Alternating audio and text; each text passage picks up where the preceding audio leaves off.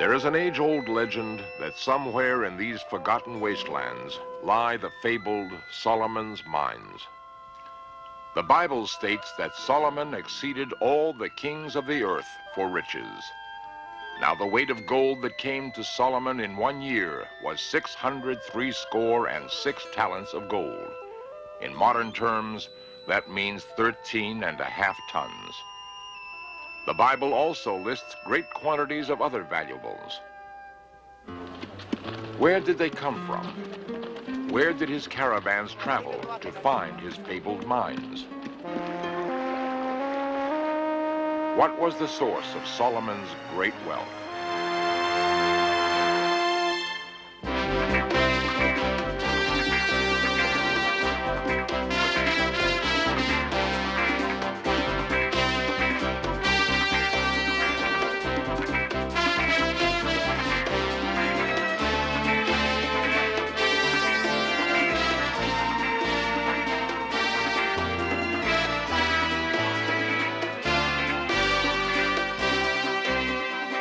This series presents information based in part on theory and conjecture.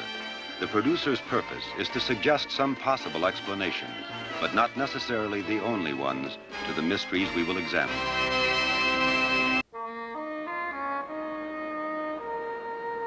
For centuries, the Israelites had been nomads.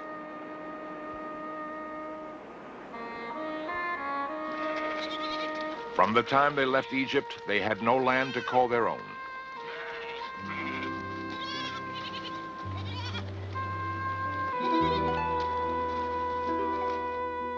King David, according to the Bible, brought them a dream, a city of their own, Jerusalem. Having at last won his kingdom, David felt his own hands were too stained with blood to be the builder of God's house. So he abdicated to his favored son, Solomon. Here in the spring of Siloam, outside the walls of Jerusalem, Solomon was anointed king. The first temple was built by Solomon, and it made Jerusalem the center of the Jewish religion for all time. It was Solomon who transformed Jerusalem into an ancient wonder. Today, it's the center of 3 great religions. For Christians, it's the scene of the crucifixion. For Muslims, it's the place where Mohammed climbed to heaven. And for Jews, the Wailing Wall has special significance because it is all that remains of the Western Wall, the site of Solomon's temple.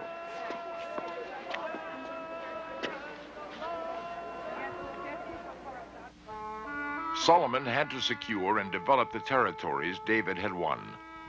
It was the largest land empire in the Near East. By defeating the Philistines, the Israelites created a kingdom which stretched from Beersheba in the south to Dan in the north. Caravan trails crossed the kingdom from north to south and east to west.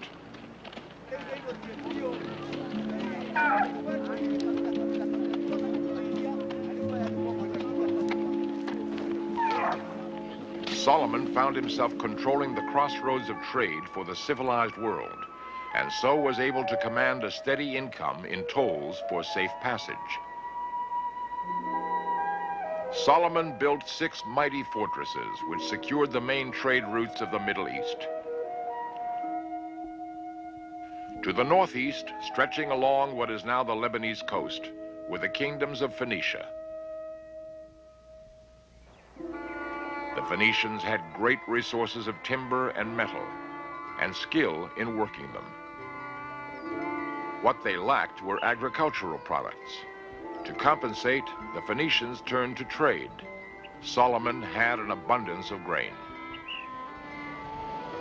The Phoenicians were a great maritime power. Their alliance with Solomon would make him the richest merchant prince in the world.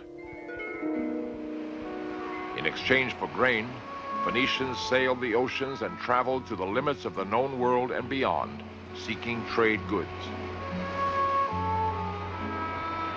Solomon's harbors assumed a new importance. They would become bases for a Phoenician sea trade and provide homes for Phoenician skills and technology.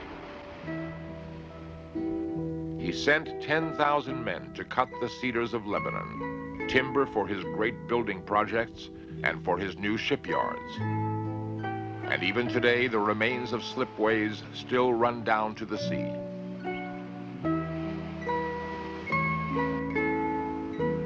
Phoenicians built and manned the ships. Not just vessels to ply the coastal trade, but ships which could go on a 3-year voyage to the land of Tarshish. The Israelites were, by tradition, a nation of nomadic farmers, and without his Phoenician allies, Solomon could have achieved none of his greatness. This ship stove, like all Phoenician work, was of distinctive design.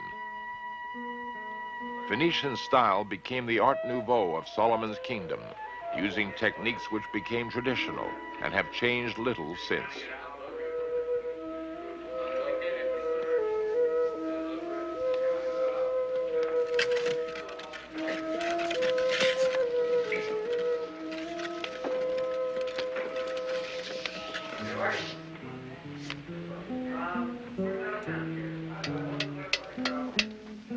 Metalworking, too, was virtually a Phoenician monopoly.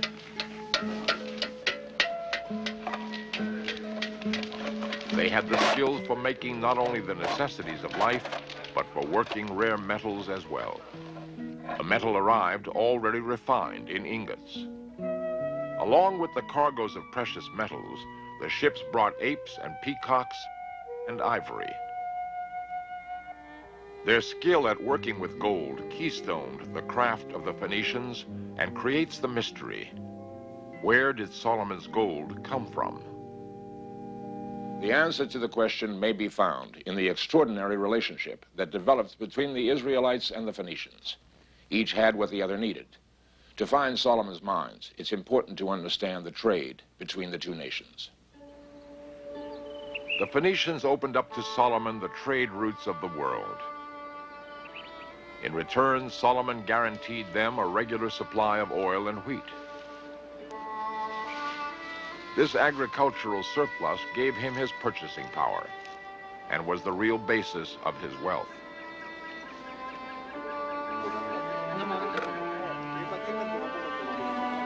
A sledge with stones bedded in its bottom is still used for threshing on remote Bedouin farms. The wheat is spread on the threshing floor, and the continual circulation of the sledge gradually separates the grain. It is a timeless method common throughout the Near East, and is probably not so different to methods in use at the time of Solomon.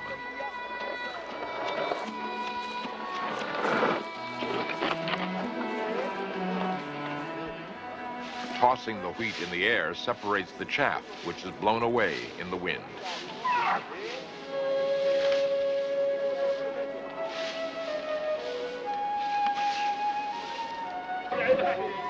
It is then winnowed before being ground in a stone quern. The grain is poured into the center of the quern and emerges as flour for the baker.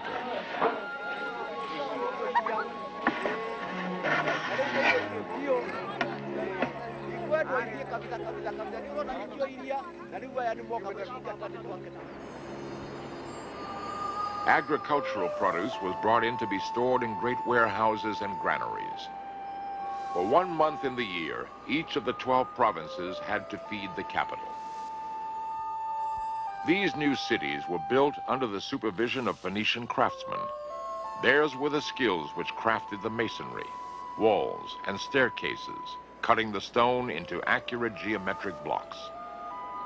This doorway, with its decorated capitals, is typical of Solomon's style of architecture. Their greatest work, however, was the building of Solomon's New Jerusalem, where the workmen were personally supervised by the Phoenician king.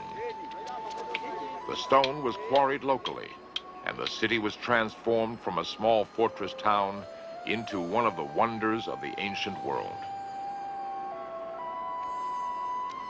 Deep under the present city lie the remains of Solomon's buildings. Solomon's palace once stood here, and the walled-up arches of the Golden Gate are on the site of the entrance to the temple. The layout was similar to a much smaller temple found at Arad, near the Dead Sea. At one end was the Holy of Holies, and in the center of Jerusalem was the sacrificial altar. Quoted from the Bible, 3 times in a year did Solomon offer burnt offerings and peace offerings upon the altar which he built unto the Lord. Solomon's temple was furnished in gold, and gold leaf decorated the richly carved cedar paneling. The fame of his magnificence spread far beyond the frontiers of Solomon's own kingdom, and the great of the world came to see for themselves and wonder. Ezekiel refers to silver, iron, tin, and lead coming from Tarshish. These metals with gold could come from Spain. The ivory, apes, peacocks, and additional gold could have been shipped from North Africa. Such a voyage might well have taken 3 years. Solomon struck a deal with the Phoenician king Hiram. In view of the success of their joint operations in the Mediterranean, they agreed that together they would open up new trade routes to the south in the Red Sea. The Bible tells us that a joint fleet was built at Etzion-Geber. Was this the port from which the Phoenician gold ships sailed? A world-renowned metallurgist undertook archaeological excavations. Professor Rothenberg. This would not be a possible site for a port. You wouldn't possibly be able to build a ship there. The winds are so strong, the south winds are devastating. It's the worst place in the world to look for a port.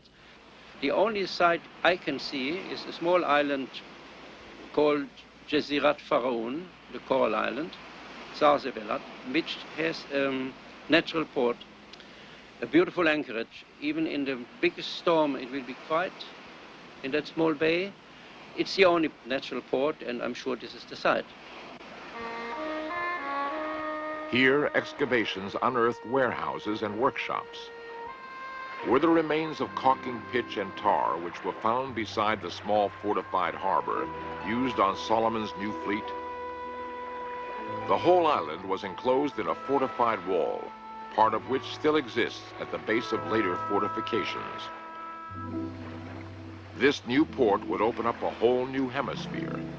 It would challenge the land routes across Arabia. Eventually, the Phoenicians would reach India and circumnavigate Africa. Could Solomon's mines have been in one of these new and distant lands? The existence of Solomon's sea trade brought strength and wealth to his land. It also brought the most famous woman of the time to him with a sense of need and humility. The Queen of Sheba came from southern Arabia, the wealthiest region of the Semitic world. She brought gold, supposedly from her mines, frankincense and myrrh from deserts in her kingdom, and spices and other goods derived from her trades in India. Solomon, with his Phoenician ships, obviously disturbed very much the overland route. And as they were after the same raw materials and after the same trading partners, the obvious thing to do was to make a common enterprise. And so the lady came up to talk to the king, and he was clever enough, in this case, to say, okay, let's do it together. She had arrived with a great train of camels. The camel had only recently been domesticated. It had opened up the possibilities of trade across the waterless desert.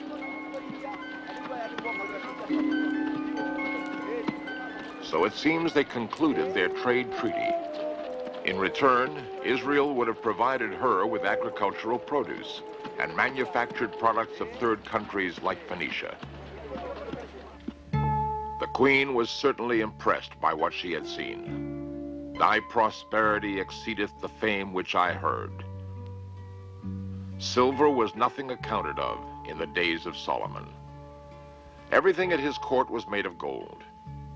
But where did it all come from? While the queen was in Jerusalem, another cargo of gold and precious stones arrived from Solomon's port in the Red Sea. This jar was labeled Gold of Ophir. Ophir certainly existed, and it has fascinated biblical scholars for centuries. Where was it? Was it in the East? In Africa? Even America? Modern Israelis called this new town Ophira because they believe that Solomon's mines are somewhere nearby in the mountains of southern Sinai.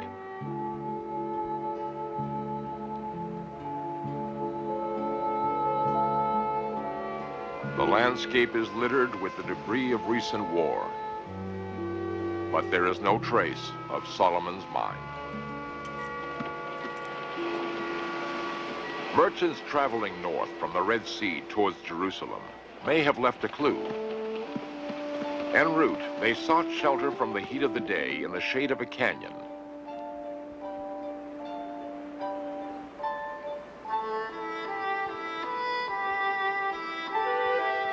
As they whiled away the hours, they sometimes carved their names on the rocks.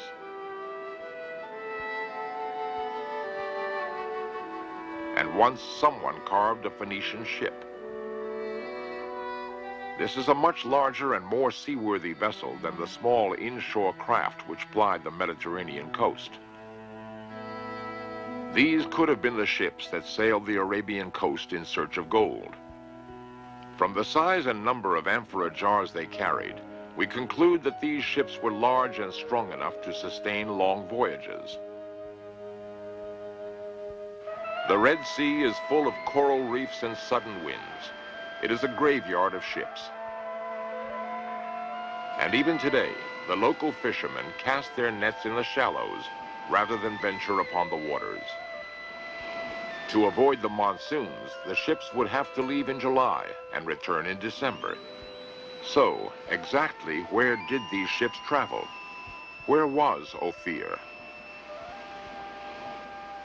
What actually is hidden in the deserts of Arabia? We have now geological reports mentioning hundreds of mines, gold, silver, and copper, along the western side of Arabia, where a lot of ancient remains have been found, traces of metal making. And I think we should consider this as one of the major centers of early metallurgy in the Near East or in the ancient world, which so far had not been recognized. So with increased knowledge, our ideas change. In the desolate mountains of the Sinai lie the great mines of Timnah. For decades, they have been called Solomon's mines. But are they? The possibility of locating the mines long excited archaeologists. Timnah was untouched. All we had to do is to kind of dust it. Very shallow excavations, and here you had complete factories standing with all the remains, working tools, the pottery, and the furnaces. So it's a unique site in the world. The earliest mining operations we have are from the 4th millennium BC, the very beginning of copper making, the end of the Stone Age. Then again we have the large workings, thousands of mine shafts, actually date to the time of the New Kingdom of Egypt, roughly the time of the Exodus. In this small temple, the Egyptian landlords and their Midianite workers worshipped the goddess Hathor. The artifacts found by Rothenberg were made by Midianites from Arabia, famed for their skill in metal making. They were made over a period of about 150 years. Then, quite suddenly, mining stopped. I think it was abandoned mainly because the energy problem became too complicated. They had chopped down all the trees. They must have carried charcoal from great distances. But we should, of course, take in consideration that in the middle of the 12th century, the Egyptian empire collapsed. The Egyptians retreated into Egypt, left the Asian provinces. We have not found any remains whatsoever that could be collected to Israel. There are no traces whatsoever of King Solomon or any other Israelite king in the area. The mines were mined out already long before and have never been worked since. And we know from the Bible that the Midianites, or the Canaanites, as they were called in Midianite family groups, were the earliest metallurgists. But we have no traces whatsoever of any metallurgy in Israel in the sources or in the towns excavated. In Arabia, today's gold is black, the rich oil found there. Perhaps this area was also once the origin of Solomon's gold.